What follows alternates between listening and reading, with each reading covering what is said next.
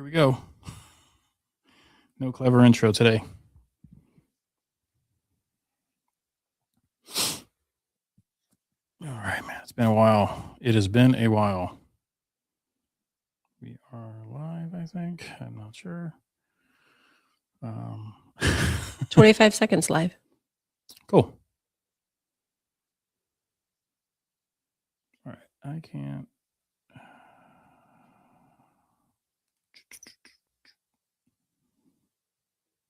We add Mandy and Jeremy. What's going on, guys? Hello. Hey. How are you? Good. How are you? I'm good. It's been an interesting year. Yes. Welcome to the people that are joining. I know that this might kind of came out of the blue after my announcement, so I wanted to explain that. I did step away from the paranormal. I have stepped away from paranormal from the sense that I do not investigate as much. I just have other focuses right now, and I'm still very much part of Emmaus and the stuff that's going on at Emmaus. I just have a lot of things business-wise going on. A lot of contracts were signed this year, and I have a lot of work, mounds of work, transitioning from a paranormal team back to a product engineer. So it's been really successful, and we've had a lot of fun stuff. We have a film coming out this year. We got Fractured Atlas, me and Jeremy's Lemp documentary, which is kind of under some scrutiny out there. Little scrutiny, but they were all wrong, as usual. And we got the sponsorship from Fractured Atlas. And if you don't know what that is, you should look that up, because it's not only the biggest, it is the biggest sponsorship of film and creative services out of New York City, where they make paste picante. They do not. New York City? No. Oh, there it is. No. Yes. Okay. Look, Jeremy, I knew you were listening. You were looking for that. They're back. That's right. Hey, guys. Hey, all 6 of you out there. Well, 5. All right. We just lost somebody. Jeremy, is your beard. Yeah, it's been a minute for us. We are going to be podcasting on Thursdays, all about the Emmaus. Mandy will sometimes join us. If she can join us all the time, great. We might set her up at home so she doesn't have to drive over here. What we got are the illustrative pink mic with the mood lighting and everything to get our creepiness on. So yeah, my journey was kind of just like, it was a weird, abrupt end, something that I'm not going into. I know a lot of people have emailed me and have talked to me and wanted me to talk about certain things. Listen, I was part of the Haunted Souls, so was Jeremy. That has been resolved. We wish them the best. We have friends on the team, and we really want to talk about not only public events, but we want to talk about what's going on all over. It's not just certain people. It's not just certain teams. It's not because of personalities. It's not because of what happened between me and Dan or what happened with other teams in New York and everywhere. Look, it's going around. It's happening, and we're going to try to figure it out. Emmaus is trying to support those public teams the best we can. We are working with Spiritual and Haunted, which we've been very pleased working with Pam and her team, and Erin has just been amazing. Probably adding Erin to our Emmaus team just because she loves being there. She's in Jeff City. So she's just, it's Jeff City. She's coming with Ghost. So that's just add them to the asylum. But the reason why I think that nobody's talking about this, I mean, Dave Glidden had a pretty good post out there about, I don't know if you saw that one, Jeremy, but Paracons, like 4 Paracons have been canceled. 2 we were speaking at, so maybe it was us. I'm not taking credit for that. We're still speaking at one. We will be posting about that soon. That's going to be Obscuricon. We're going to do a whole presentation on the God Helmet, which will be a lot of fun. So hopefully you can get out to Obscuricon. That's going to be in Arkansas. We will have an Emmaus booth there. So hopefully it's in July. So we'll sweat to death. But hey, hopefully you and Ben can run the table of Emmaus, and that'll be a lot of fun. So yeah, I'm not going anywhere as far as Emmaus is concerned. You might see me there. If you have a public, you might not see me there. We have an amazing team that we've assembled and put together, and some of them are still on the Souls. So we just want to come out here and talk a little bit about like some of the controversy that happened in the beginning of the year. It happened. It's been resolved. There's been a lot of court cases. I'm 3 of 3. We won all 3. We settled. Me and Dan settled outside of court, which was the right move for me and him. It was a nice thing. We both got what we wanted out of it. I wanted an apology. He wanted his YouTube channel back. We were happy to do that for him. and we wish them really the best. We don't really want any more drama. I think last year we got caught up in it and we got swept in it. I'm seeing it with a lot of teams right now. And I guess the only thing I could tell you guys is like, it's not conducive to your health. Since my drama's gone, I've lost like 54 pounds. I'm back in the gym. My business is just through the roof. I'm just excited to be studying again, working towards something in the next couple years that I'm very excited about. I scored very high on a practice LSAT, and I think maybe law is in my future. I don't know. I'm still studying for the LSAT. Yeah. Yay. Yeah. I want to get a perfect score. And if anybody knows me, I will not stop until I get the perfect score. So I might do this test 7 times. I'm allowed 5 times in 1 year. So that is some future projections. My current employers, I'm still back to being a senior product engineer, working on some amazing apps. One you might see this weekend if you're doing ops. We are doing a test run. And so we're doing these tickets. They're actually donations. They're not even really tickets. It's $40.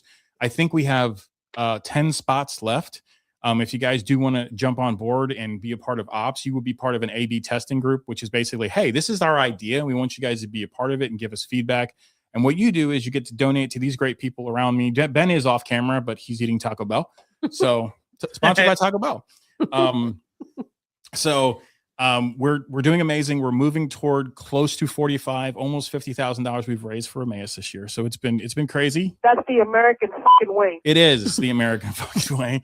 And why is that, right? So one of the things is like we've been posting stuff and we're very transparent. We've been very transparent with Mandy and Ben about the numbers, about what it looks like. A lot of people ask those questions. Well, are you guys making any money? And the thing is, if Emmaus is making money, we're all making money because we get to have the haunted garage. And so basically a lot of people wanted to know what our deal was. And so being transparent as we are, if anybody's called me, reached out to me, DM me, talked to me, I've been nothing but 100% honest with them. I just won't talk about legal matters.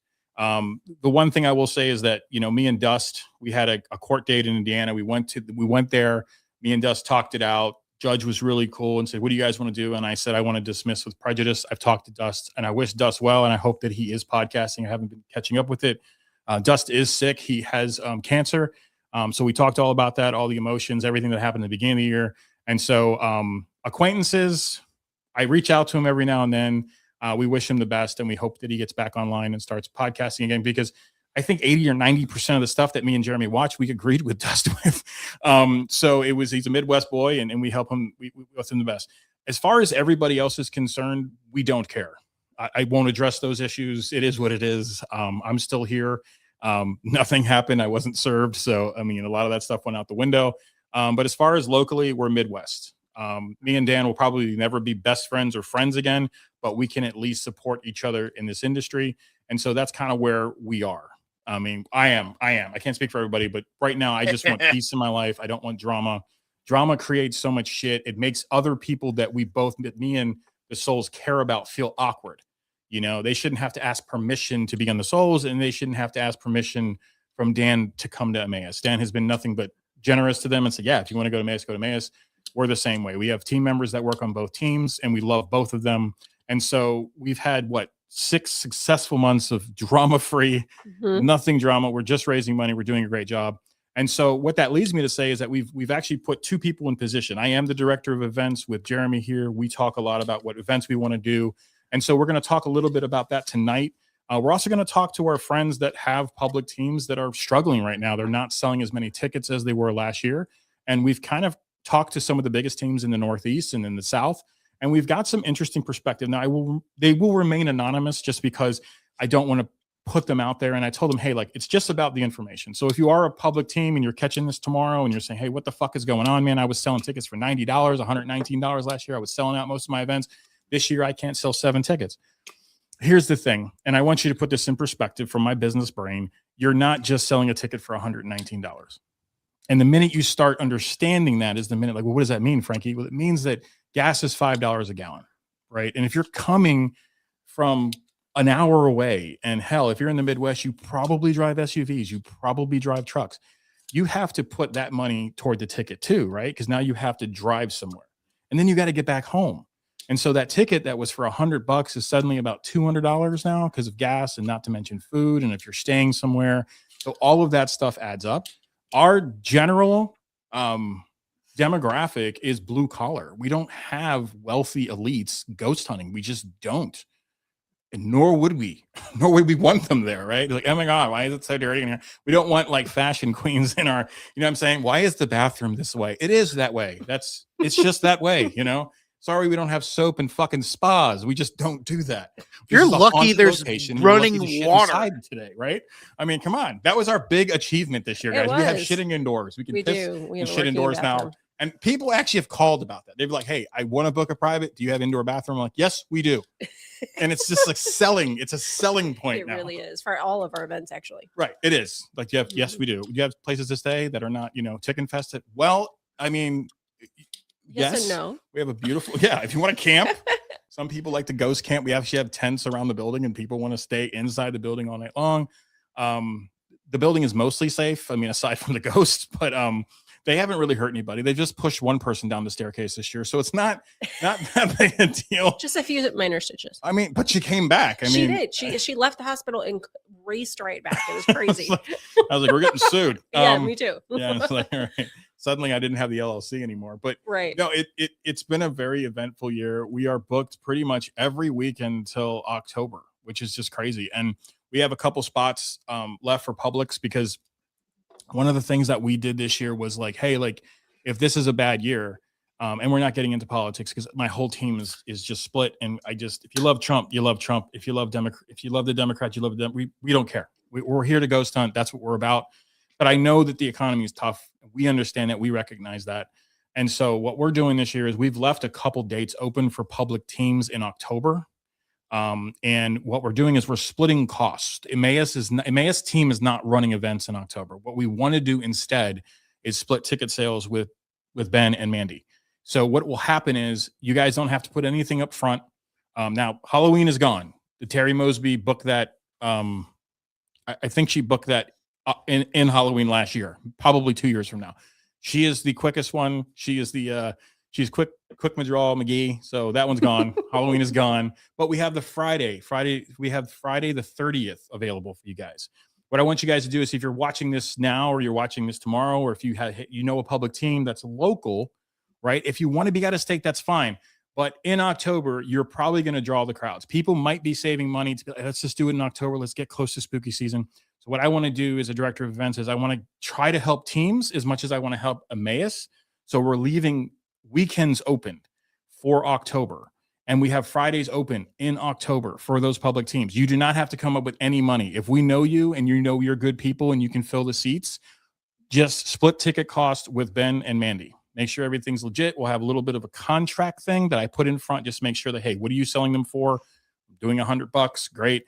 50 goes to the owners. 50 goes to you. What it goes to Haunted Garage? Absolutely nothing. Me and Jeremy are not profiting off this. This is not about profit. It's about saving a property. And not everybody is in a position to do that. We don't claim to be holier than thou and that, oh, you can do that because you make money. That is not what this is about. It's about my love for a field that I have left from an investigation side. Now what I do is I focus on the history. I focus on raising these properties up. And hopefully with the help of, we've heard some great news from ISS and Adam Kimmel, where Pam actually is this weekend. She's actually driving there right now to do a huge event at ISS. Addie and Adam have been so generous in helping us and trying to come up with concepts, and hopefully they'll be coming out so we can have more conversations like that. But Pam has relayed those things and how other properties are doing it. When you're a public team, it is hard if you're depending upon that ticket money. But I think the other thing that gets missed and lost in translation is it's not all the owner's money. So he has to, these people, he and she, the first part of being a public event is if you have a public, that means you don't have a destination. That means that you're actually renting places out, and that money has to come from your pocket, right? So me and Jeremy's been doing this for 13 years, and I'll probably have you speak to this too, because you have more experience than anybody in the room. But how it normally works is you call Ray County, you call Emmaus, and you're like, how much is a public? Well, right now, if you're wanting to rent those publics out in October, like I said, I have Fridays and Saturdays. Some are already taken, but I just want to put that out there for you guys, that those Fridays and Saturdays we want to give to public events, because I think you guys could sell it out.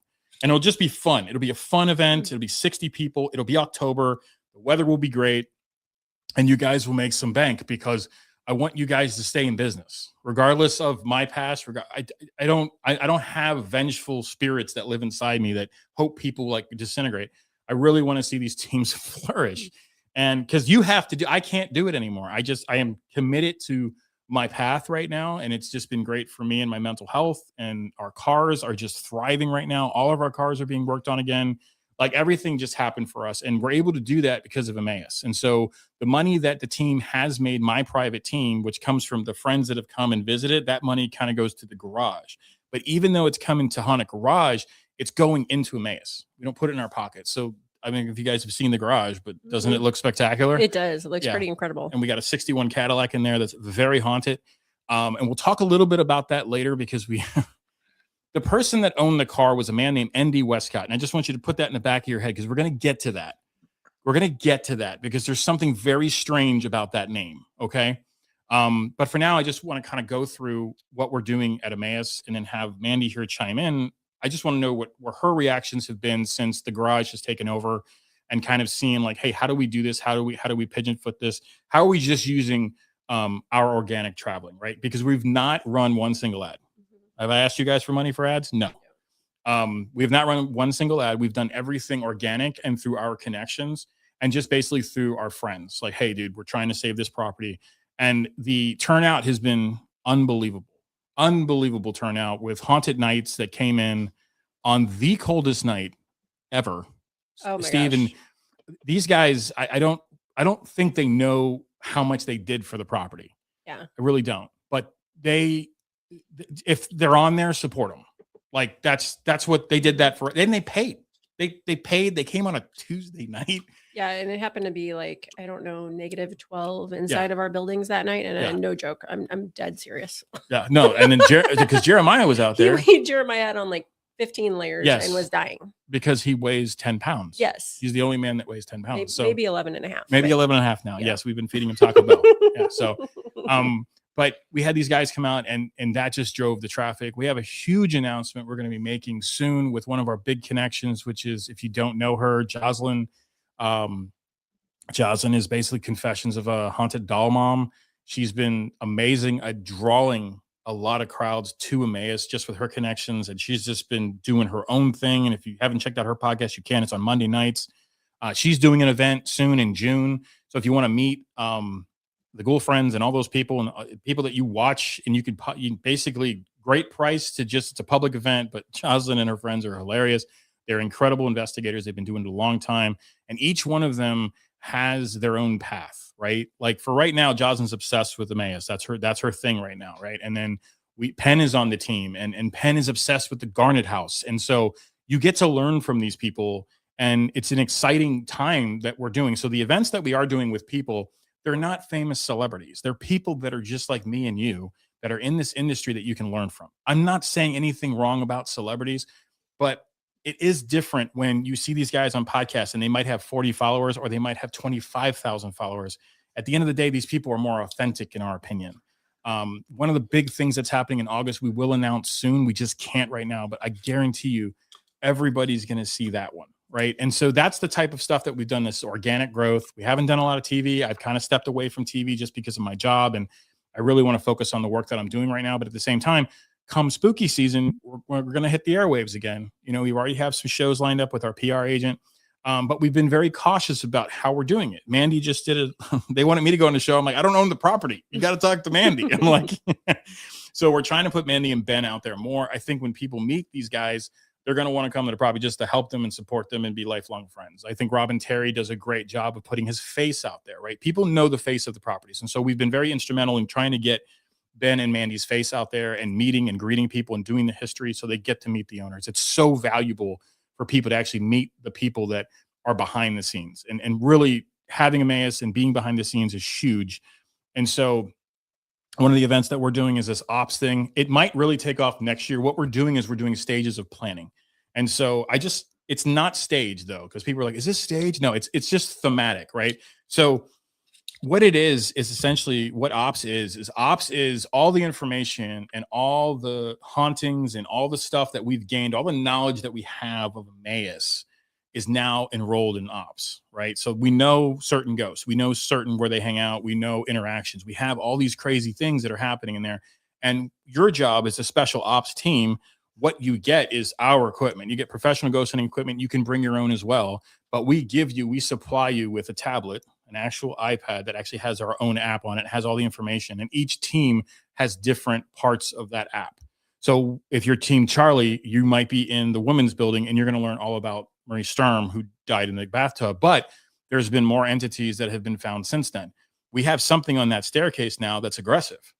I mean, she couldn't really tell us if she was pushed or not, but that was a scary night for her. But she came right back into the battle. She did it. So we have the crawler now that is now originally seen by Ashley last year. I believe that she spotted it, and it's still there. It's still on that 4th floor. And people that we don't tell anybody about it sometimes, and they'll just give the report like that 4th floor is something's off with that 4th floor in the asylum. And it's not bad, it's not evil, but it's scary, and people are starting to see this thing now. Yeah, I think I always describe it as just a feeling of intensity. It doesn't feel even heavy to me. Some people do say heavy, but I don't feel heaviness. We're scared, just intense. Yeah. So what is some of the stuff that that you've noticed this year? I don't really want to compare from last year, because last year was kind of the funding year. It's like, what are we doing? Like, how are we doing this? Right. So what are some of the highlights that you've seen this year? Well, I mean, just the biggest one is our traffic. I mean, our traffic has just increased exponentially, which we are so grateful for. So our traffic, the amount of teams that come out and the experiences that they're having, and it's just really all exciting. But aside from having all of our Saturdays booked and now getting to the point where many of our Fridays are booked, and also I think too, the team for our Emmaus team, I feel like the team camaraderie is higher. I feel like everybody is just passionate. I feel like everybody is putting in 150%, and they're all volunteers, which I'm like so grateful for as well. But just this general feeling of cohesiveness, like everything's coming together, I think the way it's supposed to. Yeah. And that's a good feeling just to have, because like I think it's the people, I always say, even when I taught, I said it's never, all movement starts small. It's the people involved that make it big. Yeah. And the people that we have hired, not even hired, the people that are actually volunteering, that are doing this for free, from Deb Whitman to Jane Murphy to Jeremiah Neer to Krista Tweedy, Pam, everybody. Pam, they love this place. Jeremiah Neer loves this place. He does. Like, he just wants to be there all the time. He's incredible. Yeah. And that was the kind of paranormal investigator that Jeremy remembers back in the day when we had Misty Manor, which me and Jeremy made a visit to. And if you're in Fenton area, it's still called Misty Manor Way. You can still drive up. Oh, wow. But it's definitely weird, Jeremy, that experience. Yeah. Yeah. And there was like a homeless encampment up there. Yeah. Like, what was that about? It's pretty insane. Why are you living in the corner of Highway 30 and Gravois Bluffs? That is pretty random. Like, for what? Sure. For sure. How did you get there, and where are you going? I'm confused. I'm gonna put him and like, how did all that stuff get back there? Like, there was some crazy stuff back there. But we found the pool and the fountain. Yeah.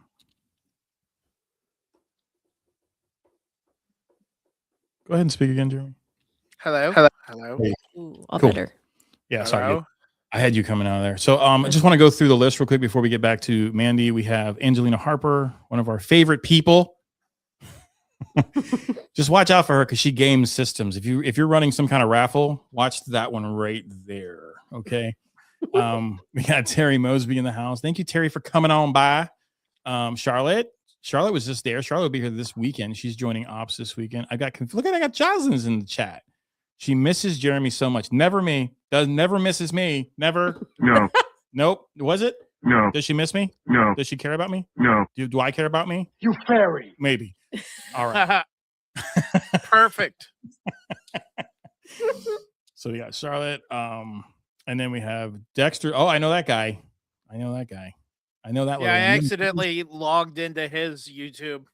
Can we talk about Jay Enscat for a second, though? This guy's he's done 3 privates. I call him our MVP. He's our MVP. Yeah, he is our MVP.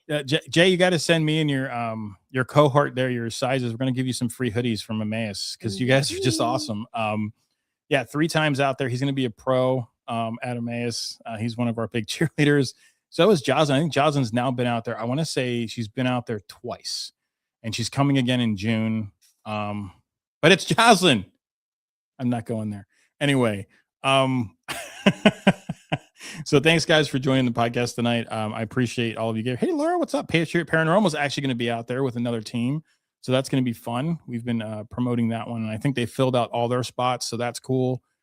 Trying to get through everybody here. So yeah. Tonight is just one of those nights that we wanted to kind of introduce how a podcast will. We will eventually have a cool intro and all that stuff. But, having Mandy, having a chance to talk to Mandy and understanding, and Ben will kind of join us. I have my cameras out by one of these young filmmakers is using one of my cameras. So I still do that, guys. I still have young filmmakers at Webster and at Maryville Lindenwood. They're like, hey, Frankie, can I borrow one of your cameras? I'm like, yeah. And also really cool too. We have our first music videos being shot at the Asylum on Sunday. I know. So that's going to be fun. I'm going to be out of town and I wanted to spy on it. Oh yeah.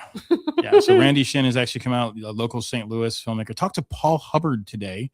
Paul Hubbard runs one of the coolest horror festivals in St. Louis. And I'm going to have him come out and we're going to put together a horror film festival for next year at Emmaus. But I want to get his insight on that. Me and him, I wouldn't say, Jeremy, we competed with him. He was more of like we supported each other because he always did his in summer. Right. Yeah. Right. And his was way more like all kinds of horror. Yeah. So where ours was just films. Yeah. Yeah. So we have Paul Hubbard coming out. So I have a lot of my community, my film community in St. Louis coming out to support Emmaus.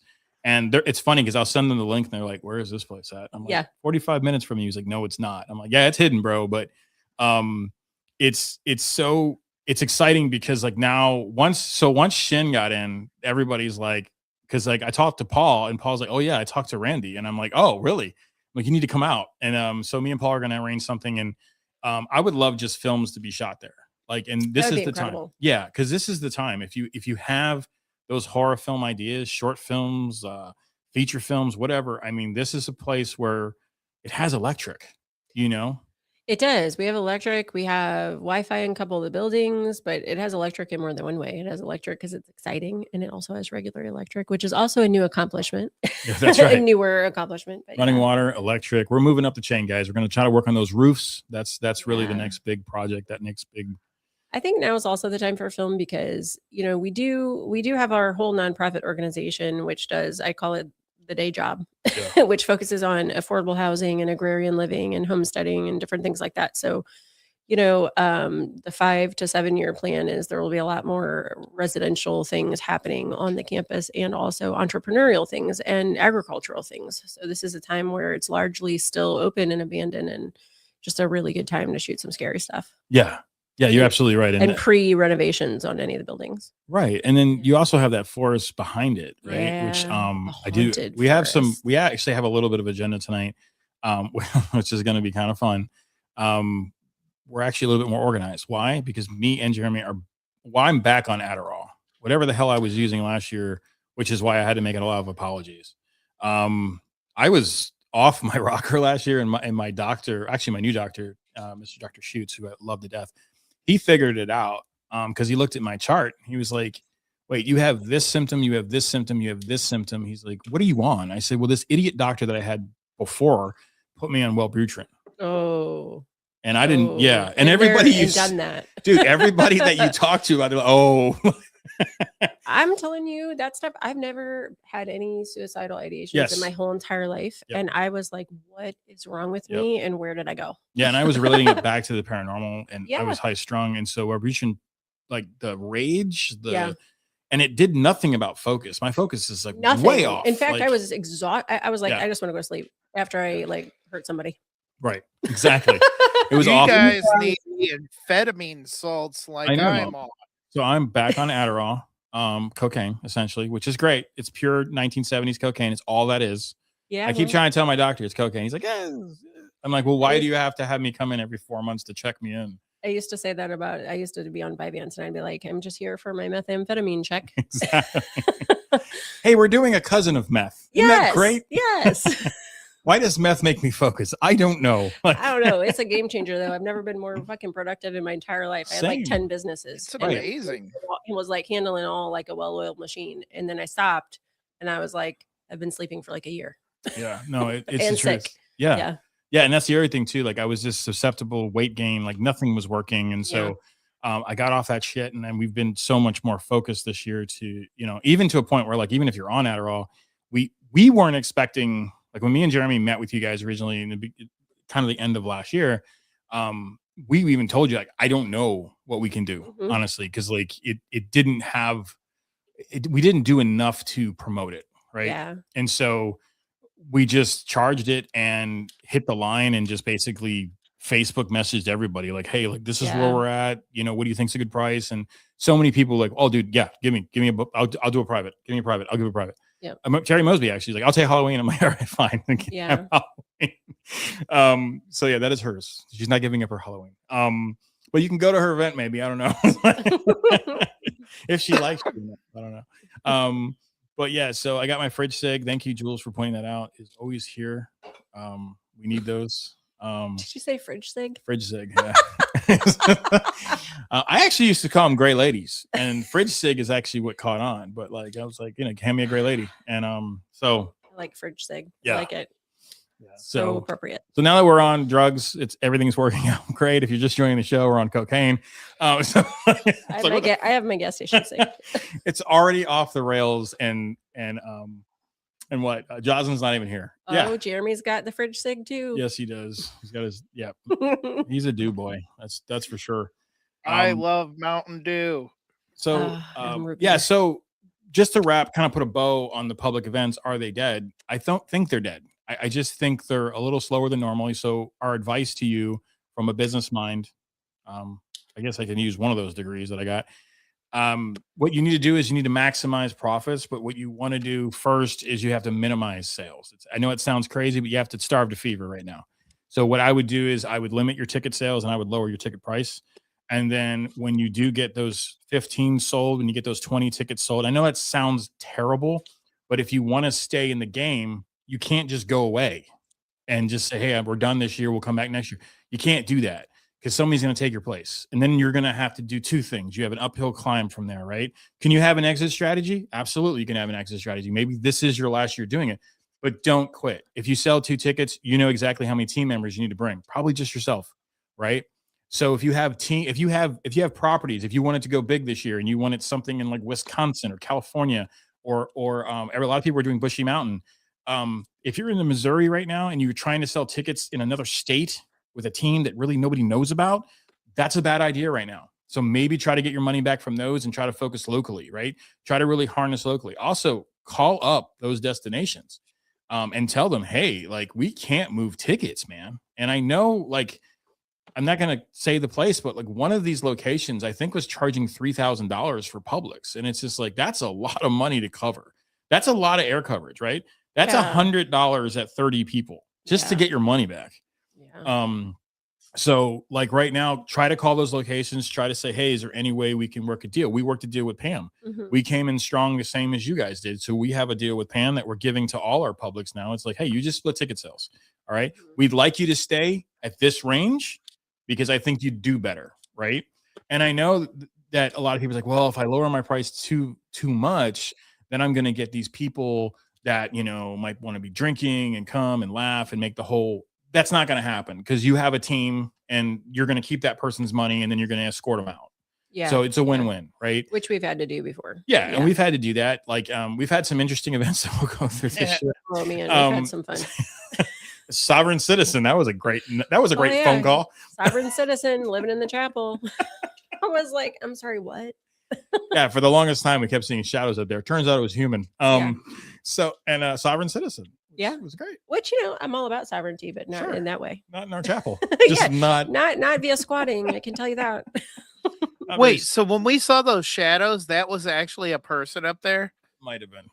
Well, okay, to be fair, I will say we do get lots of chapel shadow reports in general. This was actually only one night. It was one night. We had was that signing paranormal Noah signing the paranormal? Was it? I think it was Noah. Can't remember. It was one of those younger guy group. I call them the younger guy groups. Yeah. Anyway, they were in there and they just went up to the chapel before they were heading out. It was like 2 a.m. and they got greeted by the sovereign citizen who was up there in the chapel just smoking weed, tripping, having the time of his life, talking about everybody's moving to Emmaus. I'm like, no, they're not. No, they didn't poop in the chapel. That's a good question. Let's show that one. That's our first question we're showing tonight. Squatting. Squatting. I'm exaggerating, honestly, with squatting. Squatting, staying place where you don't actually own the building and you're hiding and living there. But he was only there for one night. We have had an actual squatter though before, living in the walls of our asylum. But that was a long time ago. Yeah. And So you want to talk about the other thing that happened recently? Which one? There's so many. I don't even know. Pick one. In terms of experiences, but okay. Well, I don't know. First of all, let me start out by saying I've noticed a significant increase in paranormal activity. I don't know. It could just be it probably is just a combination of things. The weather's warming up. We're getting more people coming again, et cetera, et cetera. But I have noticed that the paranormal is ramping up. What is really, really cool that I've noticed is that now that we've been having about, what would you say, 6 solid months of like pretty consistent weekends, I'm getting everybody's reports of their experiences there. And what my favorite thing is hearing the repeat stories. So you were talking about the Ops. No, the crawler guy. Yeah, 4th floor. What's it called? We call him crawler. The crawler. Yeah. Okay. I thought you had a fancier name for that. So that was another thing that happened when Noah and Signing the Paranormal were there. Yes. So I was actually standing in the hallway with them. Actually, though, it wasn't the 4th floor. It was Albert's floor. And we were looking down the end, middle of the afternoon, just standing like way at one end of the hallway, looking way down to the other end, and he saw the crawler. And that was literally like just while we were in standard conversation. And that was only probably about 2 weeks after. Who else had that crawler on video? Somebody had it on video. Paranormal Paul has a really good shot of a misty one that I've posted before. The best one that I've seen recently, I'm trying to think, was that Steve? That might have been Steve's team that was out there. It might have been, actually. And it's peeping. Yeah. It's creepy, dude. Yeah. Like, it's like, all right, well, there's nothing else there. Yeah. And then Castle Rock was just out there with Charlotte. And I don't know if he got anything, but man, me and Jeremy were looking at his videos from Missouri State Penitentiary. Mm-hmm. And I don't know if Sheila or Jenny has seen those photos, but wow. Really? These are some of the best photos I've ever seen. That's incredible. And Alex, impressive. Yeah, Alex doesn't fuck around with that. He's not about faking. So, which was that's why I'll always talk good about, my ex team, regardless of what happened in the business. But like, none of those people faked on that team. Like, regardless of that, we were around very good ghost hunters that wanted to be there for that reason. I think that we've seen that. We haven't had any of this like embellishment of people coming out and doing crazy TikToks, and we haven't seen that. I mean, maybe they did and we just haven't caught wind of it, but yeah, that we went through like a 2-year phase of that, and it was like all the urban exploration kids, but that was before we were even open for business. But since we've been open and I don't know, I guess legitimate, if you will, I haven't seen a ton of that either. No, we haven't. And I think that people we've posted a lot of signs too. I got some stickers we're putting up this week because basically this is we're armed. So yeah. If you're here and you don't tell us, we always add to the ghost collection sometimes. Yeah. I mean, we even have our own cemetery at all. Exactly. We kid. Not a threat. It's a joke. I'm just Calm saying, down. like, it's an invitation, actually. We could. I mean, like, there's a place to bury people. That's all. Yeah. I'll never find you. Yeah. But I think that corroborating, or not corroborating, but hearing the same stories from multiple people helps really to be like, yeah. I mean, to me, that's more data that what we're seeing is. It helps me be less skeptic. Yeah. And I think other people too. And, then the other really cool thing, yes, we have the God helmet on site, and then we have other ghost hunting equipment and whatnot. But lots of people are having a lot of good experiences with the God helmet. I did the God helmet for the first time, and I thought it was incredible. Yes, you did. Mm-hmm. It was really, really incredible. And And just hearing their stories. And the other really cool thing is when they're whether they're using the God helmet or Estes or whatever, I've had multiple teams come and report the same names. So, oh, we had somebody come through named Charlotte or, whatever, Jack or whatever. And it's like, oh my gosh, somebody literally 3 weeks literally just had that exact same name come through. It's pretty cool. Yeah. So we have some emails that did come in, and I think this is a good time to basically so we asked people in the audience to ask us questions. And the one thing that I didn't want to do was talk about the past. I've already covered that. We're not going over it again. Watch the podcast. Everything's cool. But we'd ask them to ask us questions. Like we have 3 people here that are pretty much familiar with haunted destinations and stuff like that. So we're going to go around the room. This is from Jake N. He says, what first drew you? This is a good question that a lot of people ask. Like, why would they buy that? Yeah, so, right. I mean, it's not like I haven't asked my own self that question. So Jake asks, what first drew you to Emmaus Asylum specifically? Was there a story that pulled you in? Yeah. So this is the one I get asked the most often, and it is the longest, but I try so hard to just keep it short. Well, yeah. So that's a huge question. I'm just going to be honest. I grew up in St. Louis, and I had literally never until maybe like 2018-ish, ever heard of Marthasville, where we're located. I was like, Marthasville, what the hell is that? Where is that? I've never even heard of it. So we're in this little tiny place. So long story short, I went through a divorce in 2020. It was pretty rough. And we lived not nearby, but I was teaching as a Montessori teacher in this small rural school that's literally like five miles or up the street and around the corner. And so when I went on maternity leave with my last child, who's 8 now, the school was about 30 minutes from where we live. So I would drop my kids off at school, and then the baby and I would just go for a ride in the car and whatnot. And one day just driving around, we stumbled upon this property, and, we're talking probably like 2018 now. And so it was incredible. It was huge, abandoned. All the buildings were abandoned, no signs of life anywhere. And so me being, the rebel that I am without a cause, decided we're just going to go trespassing. And so I packed up the baby in the backpack and we went hiking. It was actually hiking, but I guess technically it was trespassing. Anyway, and we started so hiking. You were one of the property. people that we would have, Yeah. Okay. But I mean, it was during the day, during school hours, just during the week. And it would just be my infant. And we'd just be walking around hiking, looking at all the buildings, blah, blah, blah. So super cool. But I had absolutely zero idea what this monstrosity of a place and all these limestone buildings were. So fast forward to 2020, I'm going through my divorce. I know that I'm going to have to move out of our family home. I know that I can't stay there. I have 6 kids. Nobody would rent to me. Nobody anywhere would rent to me because I have 6 children. And because on a piece of paper, I didn't have any established credit. I didn't have any income. I always just taught in lieu of 5 private school tuitions. So I never brought home a paycheck. And so I was starting to kind of panic. And across the street from the main campus, we own both sides of the highway. So there are some residential houses, including this old, beautiful farmhouse. And so I was like, man, that's an incredible farmhouse. So the property went up for auction in October of 2020. So they subdivided all the acreage, parceled it out, and went on an auction.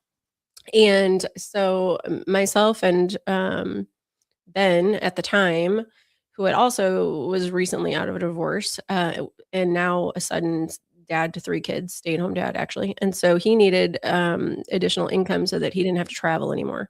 So we decided to do this deal together, this investment deal, and we bought the property together. And my idea in my head was I was just going to be a hermit and a recluse in this stone farmhouse and never talk to any other person for the remainder of my life. I wanted nothing to do with anybody. I was going to just shut my kids off to school on the bus every day and like garden and see nobody. If you're younger and you're listening to this like today or tomorrow, when you hit like 45, that's when those thoughts of like, I never want to be around people. Yeah.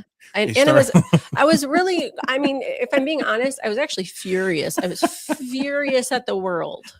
And I was like, this is my second divorce and I don't ever want to see anybody again. So that's how I thought it was starting. So we moved in. Ben, I was going to live in that farmhouse by myself with my kids, and Ben was going to renovate and rent out as rental properties the other 5 houses that are on that side. So we started down that road. We were just going to be investment partners, blah, blah, blah. So we started down that road, and pretty much after a couple of years, we did that thing that is like the worst idea for any investor ever, and that's to get emotionally attached to your property. Yeah. So I started doing all the research and all the things, and I was a couple of years into this history, and I was just I was a goner. I was emotionally invested, and that was all there was to it. So anyway, to kind of wrap this long story up, there was a separate investor who had picked up the main campus that we now own as well, where all of the investigations take place. He had no interest in the property. He just sat on it for a minute and then went to flip it. And so by that time, basically Ben and I were like, yeah, this property is going to get developed. It's going to be the next big ass subdivision, and we don't want that. And we've got to save this place. You know, by that time we had been running these urban exploration kids and vandals out of these buildings across the street for about 2 years straight, every weekend from Friday through essentially Monday morning. So we were really, really invested in saving it, because during those couple years where all these vandals were coming in, that's when the property went from still somewhat in somewhat decent condition to completely dilapidated. So we did. So Fast. It happens fast. Yeah. So the investor went in to put it for sale, and we actually zoomed in and threw in an offer at the last minute, and he just accepted it. We closed the deal, and it never even went on the MLS. So the next day, I was like, wow, what in the hell did I just do? And what were we thinking? We now have over 100,000 square feet, and I'm not exaggerating, of like historical limestone buildings from the 1850s and 70 acres of property. And we are two people with just like a normal income. They say, in fact, I have no income. They say that ADHD makes impulsive purchases. They do say that. Okay. So here's the thing. What? Yeah. Impulsive. I don't like that word. It has such a bad connotation. It does. You have to be able to take risks. Right. I've made repulsive decisions. Repulsive? Yes. Yeah. I mean, I've made those arguably, I've made repulsive decisions. Mostly my 30s. I've made repulsive, impulsive decisions. In fact, between 17 and 25, all repulsive decisions. But they're in the vault, so we're not going there. That's right. That's another episode. It is. So then I had a brief panic, and then I was like, okay, we're going to do this. I made the nonprofit organization, and we just started doing every single thing we could to just try to figure out how are we going to make this work. And really, the paranormal, I never even knew. I had no idea, you guys. I had no idea that there was a paranormal world at all. I mean, I know that there's like spirits, but I didn't know there was people who go ghost hunting and looking for them, like paying intentionally to do that. So that's when I met actually Fabian, and then he introduced us. Deputy Fabian. Yeah, Deputy. Congratulations, Fabian. If you ever see this video, congratulations. Anyway, so yeah, and then he's like, hey, you should open this up to paranormal investigations. I'm like, what are you talking about? What do you mean? And so he's like, let me just introduce you to Frankie and Jeremy and Dan. And I said, okay, bring them on out. And the rest was history. It was a crazy meeting. I mean, yeah. Like all aside from, oops, here we go. I'm going to just save the downloads real quick. So I have some more questions here. Somebody just texted me and say, hey, are you going to wrap that business thing up? Yes. So you're minimizing everything, and you're maximizing what you do as a paranormal team. So you get that 15 people, you get those 20 people, and you be the best damn paranormal team.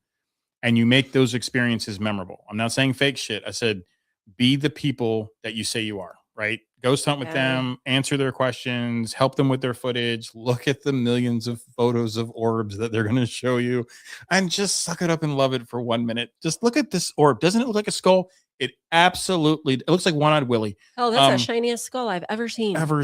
So just remember the things why people choose people, right, in business, right? Why people choose restaurants. It's not always about the food.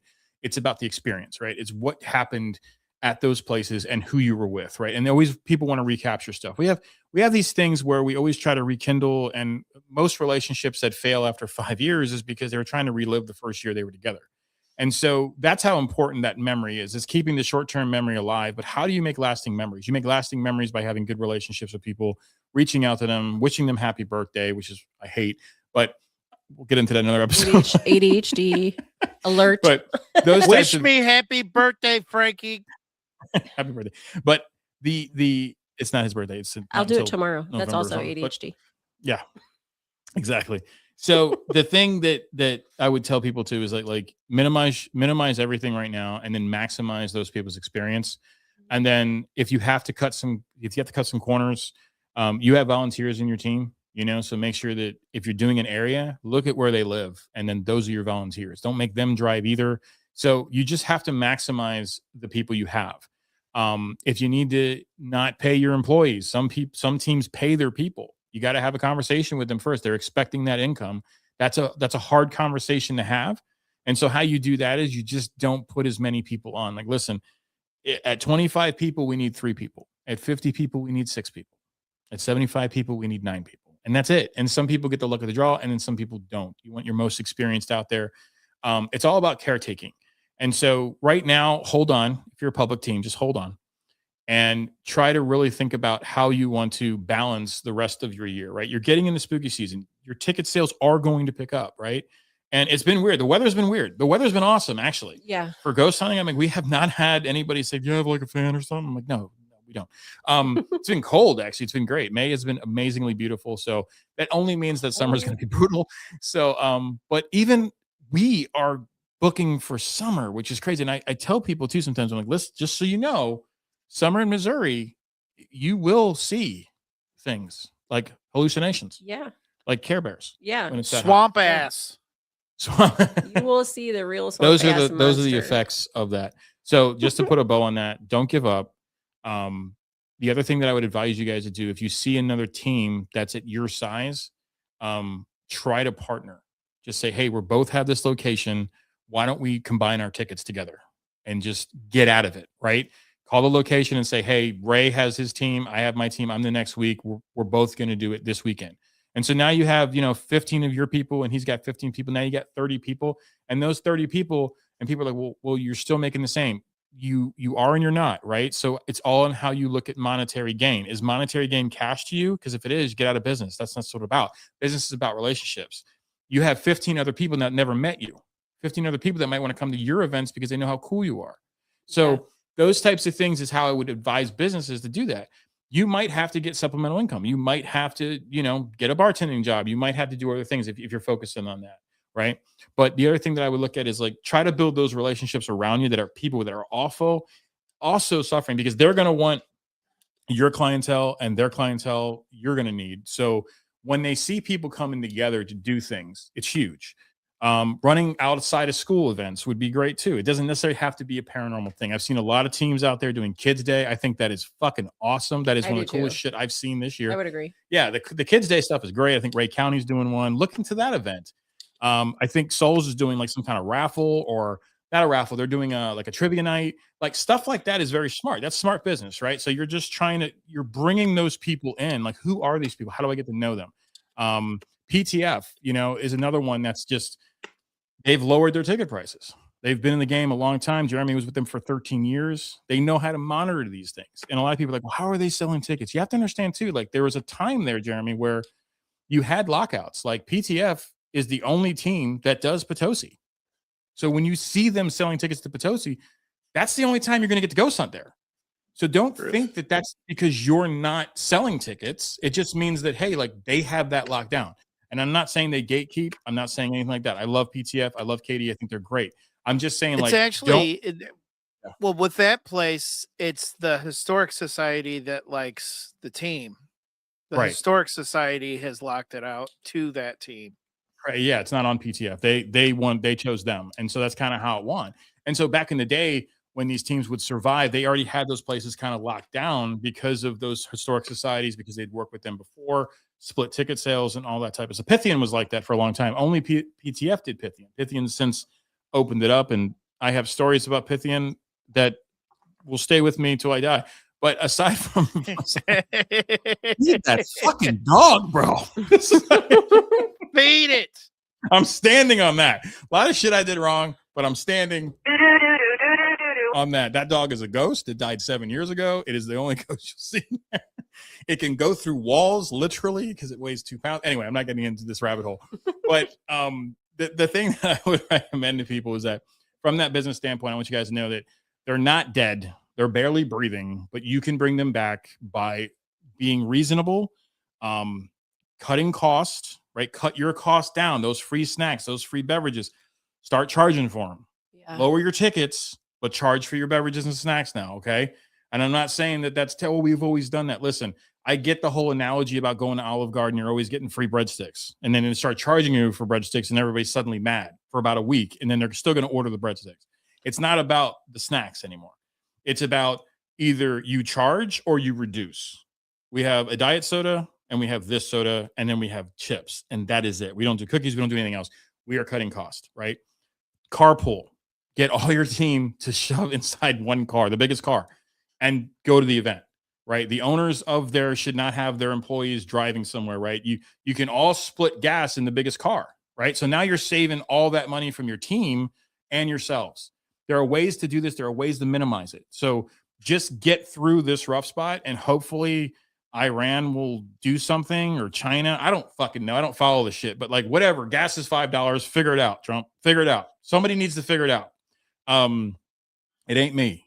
All right, because I have a Tesla. Just playing. I don't have a Tesla. That'd be so fucking funny if I did, though. And I could just make fun of all you people. Anyway. It would not be funny. Yeah. Okay, we have another question coming in here. And then I got to read this. We have to do a little Haunted Garage. I've got to read this article to you guys. So we might go a little late tonight, so hang in there. But it's the best article I've ever read in my life. And it's haunted, and it's great. And it's just funny as shit, because I was laughing at work. People are like, what are you laughing at? I'm like, you got to read this article. I'm like, you're laughing at that? I'm like, oh, yeah, it's funny. Okay, so we have so many questions. So we'll be doing these over the weeks. So one of the questions we had was, I saw it down here. Oh, it's about pets.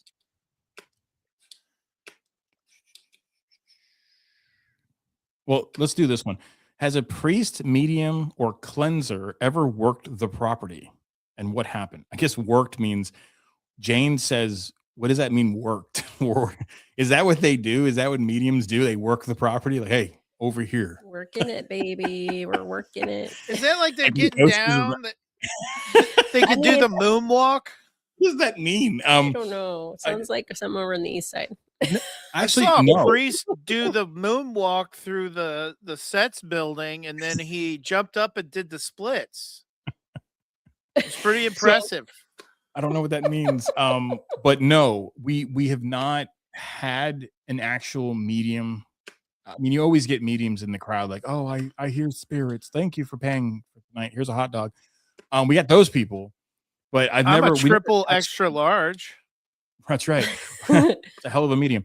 But we've never actually brought somebody out. Not that I know of. No, in fact, I mean, my closest story to even answer this question is we actually lost some of there were some people that were working on us for our nonprofit daytime missions. And there was a medium who very much insisted on, quote unquote, clearing the property energetically, and which I refused and sent her on her way, because we're not doing that. Yeah. No, I mean, sure. I don't have anything against certain types of energy clearings, and I certainly don't have any type of thing. I don't feel any type of way towards mediums, but what I don't want is I actually feel a little bit protective over the spiritual entities there. I feel like they're there for a reason. I feel like they're on the other side. They're not on our side. And so, I just mean like they're not here with us living. And don't you love English? Yeah, right. The most complex language ever. Right? Exactly. Anyway, and I feel like what do you mean they're not on our side? What side are they on? Yeah, exactly.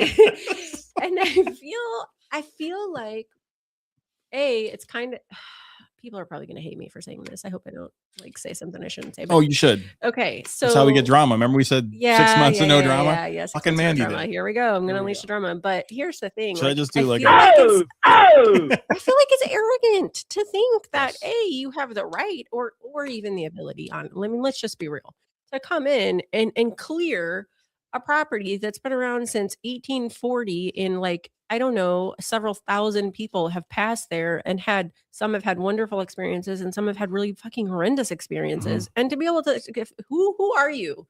Who are you to think that you can just come in here and be like, it's my job. I'm going to clear the property and all of the energetic spirits here, and I'm going to make this into a different type of a spiritual place, and I'm going to cleanse it. Actually, no, you're not, because A, it's not your property. B, you don't have any right. Here's how I feel. I guess to sum it all up, I'm not going anywhere and telling anybody they have to leave a certain place. So just because they're no longer living, sorry, you don't get to tell them they have to leave. Like, they have every right to be here, way more so than you, actually. That's how I feel. Like, it kind of like mom protective over it. Oh, 100%. Let's do some parallel reasoning on that, right? So, parallel reasoning, right? So, imagine a person comes to your house and just starts like removing furniture. Yeah. And it's just like, oh, you don't need that. They didn't want to be here anymore. And I'd be like, well, move that damn couch because but that's what it's like, right? It's like, okay, it's well, Aaron's rent to own, and it's their job, bro. That's right. That's true. Yeah, I think that's a good analogy. Didn't though. make my HD TV payment this month, so I think that's a good analogy, though. Honestly, yeah, but it's like somebody just decides the cheese off in your house. You're like, well, who are you to even decide what the hell kind of cheese I'm supposed to have in here? We did have a team last year that did come out and did some spiritual shit, like religious shit, and I was like, what are you doing? Like, we know it. Nobody asked us to get rid of our spirits. First of all, it didn't work, right? And that's why I said it's kind of arrogant. Let's just be real. Like, to think that you can come, your prayers and, were not answered. You can just close your eyes and do some magic and clear out a whole spiritual dimension. Yeah, like what? No, it doesn't. It just doesn't work that way. No. Guys, hold my beer, because if you give me Taco Bell, I can clear that place out. I don't know. Ben had that, and we're gonna back to the swamp ass. Back to that. All right, yeah, I don't know. It just irks me. I feel like at the end of the day, I feel like there are people who are there and that they need to be heard. They want to be heard. And I'm of the opinion that that's why they're still there. So I don't get to decide when their story has been fully heard or not. And they get to decide that. And I feel like it's just common decency. Yes. Don DeFord gave his whole name. So Don D asked, do animals react differently when brought near or inside? I have a emotional support animal that I bring on ghost hunts. Or do you allow that? And have you seen animals react differently? So, okay. Well, Boaz did. Yeah. Oh, yeah. He wouldn't go down that fucking staircase. No. So we have, okay, first of all, let's talk about animals. We love animals. Love animals. We have dogs, horses, cats, like you name it, chickens, roosters. Jeremy. We have a Jeremy too. We have a Jeremy, a swamp ass Jeremy. We have all the things. No, I'm just kidding, Jeremy. I just couldn't help it. No. So, and in terms of bringing animals to the property, so we do not mind when animals come to the property, but let me just give the caveat. We do need advance notice. So our dogs are semi-working dogs. So they think that their job is, oh, thank you, Simba. Simba's one of our Goldens. They think that part of their job is to protect our livestock. And also they've been running out vandals for like 5 years straight now. So when somebody else brings their dogs, I just ask that I know in advance so that I can put mine away. Well, okay. So that's that. So yes, ESAs are welcome, just with advance notice and planning. Yep. Okay. My dog Boaz was my prior golden retriever, and he was there with us all the way till this past year. He was stolen, right? Yeah. And he was taken. Anyway, so he has been in every building with us. He's been on every ghost tour I've ever given. He's been on every historical haunted tour I've ever given. He was right there, my right-hand man all the time. Second floor of the asylum building, would not go in it. Nope. In fact, he did not want me to go in it either. Now, I would go in it anyway, and he would either go down and around and take a whole nother flight of stairs to meet me on the next floor when I was done, or he would go outside to the back of the building, run all the way up to fire stairs in the back and meet me on the next floor. But he would not go on the second floor, which is really interesting because for me personally, the second floor of the asylum building is where I've personally experienced the most paranormal activity on the entire property. Just absolutely insane. To answer your question, I firmly believe that animals have I feel like they know what's going on the other side. They don't need any ghost hunting equipment. They don't need any God helmet. They can just see and hear it all. And I stand on that. Yeah, 100%. That's my opinion. Well, there you go. We're going to move to one of our segments here to wrap the show. And I felt that the best way to do this, I found this article today. But before we do that, I do want to just do a congratulatory to our boy, Fabian, who's now a deputy sheriff with Gasconade County. He graduated last night with his class, and he's on shift right now. He started at 4 p.m. and he'll be on forever for 3 months doing some really hard grunt work. And then he does have this was for Jeremy too. This special announcement. Fabian told me, make sure you tell Jeremy he gets a police car and he chose the Ford. He chose the Ford. Hey, there's bad decisions made every fucking day, and that was one. I mean, I am giving a little head scratch, but okay, just me. I mean, hopefully he knows how to do mechanical work. And the best, well, we do. The best part about this police cruiser, it's a fucking Ford Exploder, which is just... Oh. Doesn't he have a dead one in front of his house? Well, we got to put new motor mounts on it. So that's one of the... Is that all that's wrong with it? Yeah, it's motor mounts. He looks really cute driving Ford Exploders. He does, man. Look at that man. His wife, Rachel, is the reason why. He has this little badge here. If you can see it on his collar, it says CTI. And he was basically, he gave the prayer in the beginning of the night.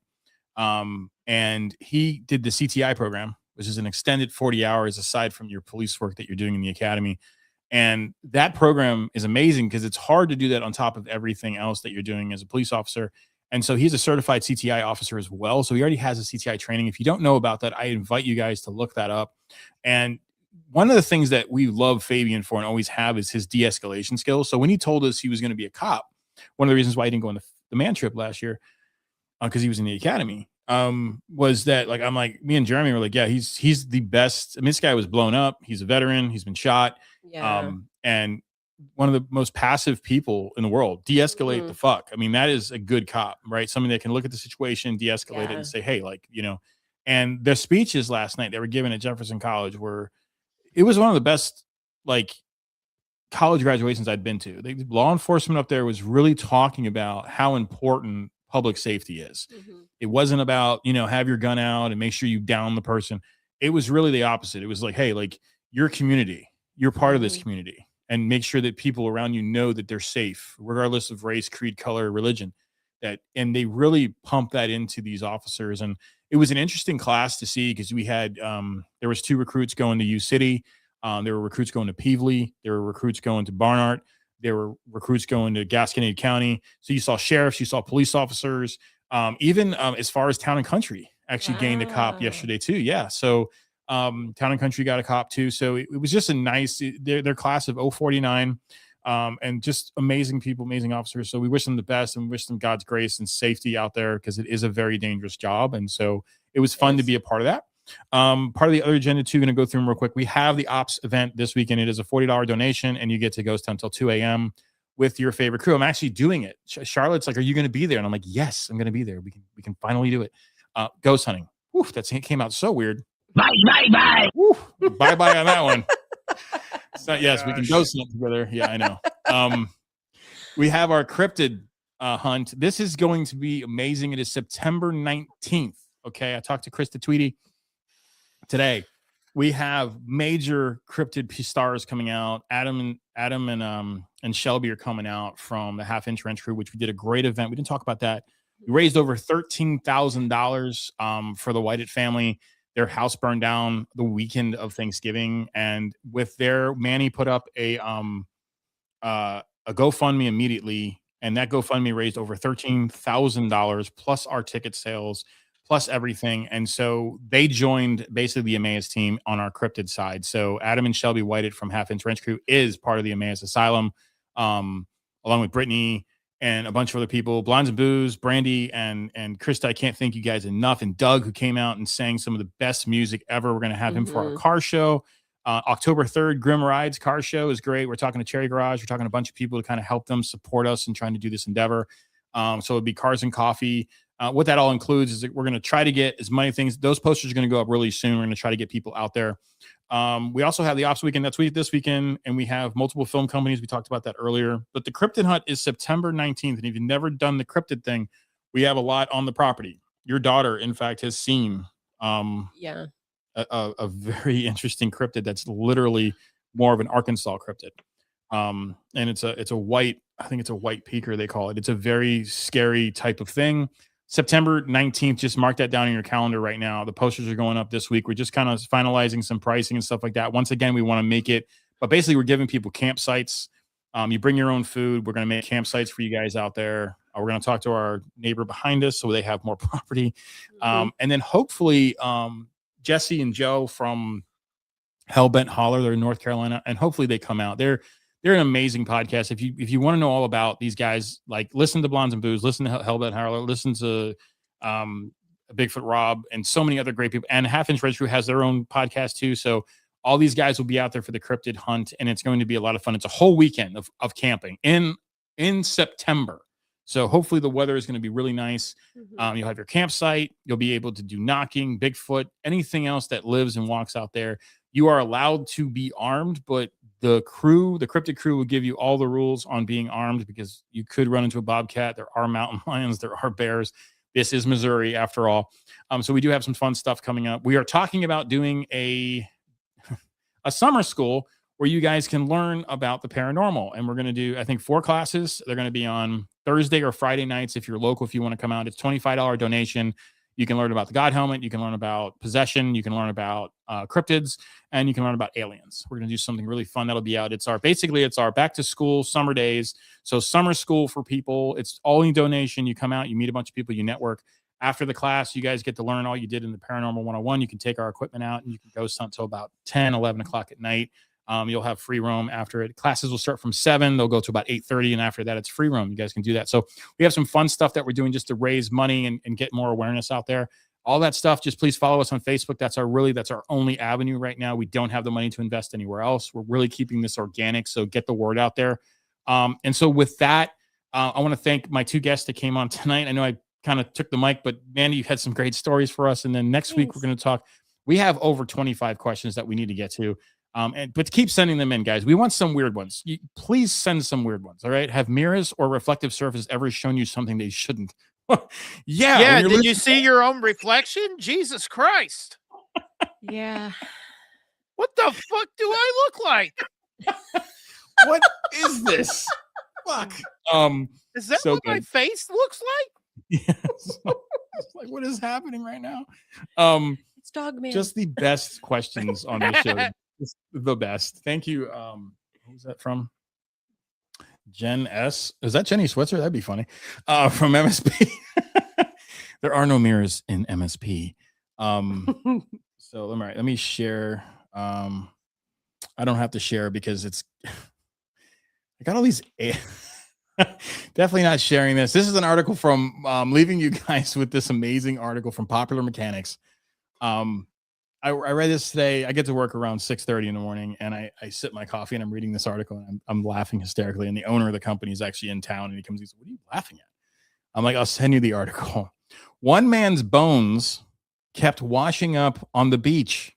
Investigators finally ID'd him. Then came the stunning twist. Suddenly, the timeline didn't make sense. This is a true fucking story. It'll be in the show notes. In 1995, a mysterious skull emerged from the Atlantic Ocean and landed on a beach in Longport, New Jersey. Then his bones started showing up. In 1999, fragments linked to the same person turned up less than 2 miles away in Margate. In 2013, additional skeletal remains likely connected to the case washed ashore in Ocean City. By then, authorities had nicknamed for the unidentified remains as Scattered Man John Doe. Finally, in 2025, 30 years after his skull was first discovered, the Scattered Man was identified. New Jersey State Police turned to the Rampo College of New Jersey's Investigative Genetic Genealogy Center. Wow, put that on a fucking shirt.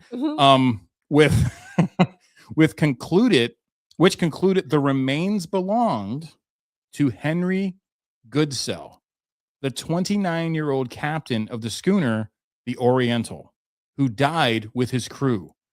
Goodsell was only 29 years old when he died, meaning that he spent more years as the skull that washed up on the beach than he did as a living, breathing man. But all the more remarkable is how long Goodsell's body had been lost. Awaiting discovery, the storm that claimed Goodsell's life occurred in the winter of 1844. No way. The case began moving forward in fall of 2023 when New Jersey State Police partnered with Rampo's IGG Center. And that's how they shortened it. A sample from the remains went to Intermountain Forensics in November 2023. By February 2024, an SNP profile had been uploaded to GED Match, the family tree DNA, giving student researchers a trail to follow. Public genetic genealogy databases and archival records. The students found evidence of ancestry dating back to the 1600s, with genetic relatives hailing from Litchfield and Fairview counties in Connecticut. Just an unbelievable story that I found. Wow. This is it's a very cool. The schooner was actually called the Oriental, and I guess his body was trapped under he was probably in the captain's, quarters. Yes, quarters. And so over time, as it deteriorated, more body parts bones would basically wash up on shore. That is crazy. So yes, that's the story of the scattered man. Can we just go back to that boat name though, for real? Schooner. Like, what the hell? Oh no, what was it? Yeah. The Oriental? The Oriental. A little racist. Jesus Christ. They were selling carpets. For a full year, students at Rampo hit the books, volunteering their time to try to triangulate deceased or missing figures with ties to Connecticut who may have been involved in shipwrecks off the coast of New Jersey. That's when they discovered 2 news articles from December of 1844, which spoke of the sad fate of the vessel Oriental. The students learned that 5 crew members were aboard the Oriental, which departed from Connecticut en route to Philadelphia, Pennsylvania. Hey, they were going to get a pretzel. Anyway, to deliver 60 tons of marble for use by the Girard College, a college preparatory boarding school that opened in 1848. The ship was wrecked off the coast of Brigantine Shoal in 1844. It was reported the ship likely sprung a leak, and went down less than 1 mile from the shoreline, and all crew members died. The captain of the ship was 29-year-old Henry Goodsell. And they have the article here, which is pretty cool. Shipwreck at loss of life. The schooner Oriental, it is announced in the New York papers, was lost on the evening of the 4th off the Brigantine Shoals, and all hands with her. The Oriental left Bridgeport to Philadelphia about the 27th. There were 5 people aboard: Henry Goodwill, master and owner, Lodge Layfield, John Keith, and the Dutchman. And name unknown, just some Eldridge guy, and a Dutchman with a name unknown. Maybe he killed them all.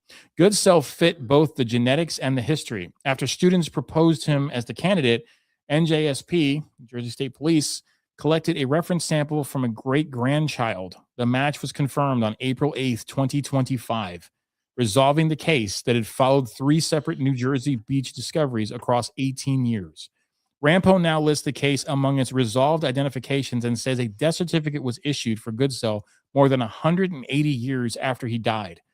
Identifying human remains is one of the most solemn and challenging responsibilities law enforcement is charged with. Chief of County Detectives Patrick Snyder at the Atlantic County Prosecutor's Office stated in the press release, law enforcement works hard knowing that behind every case is a promise that no one will be forgotten, and that we will pursue the truth until families have the answers they deserve. The identification of Goodsell also demonstrates the potential of modern genetic analysis to solve cases that have gone even colder than we ever thought solvable. Using modern genealogy testing to identify bone fragments from 19th century is a powerful reminder. This is AI. This part right here was written by AI. They always say powerful reminder.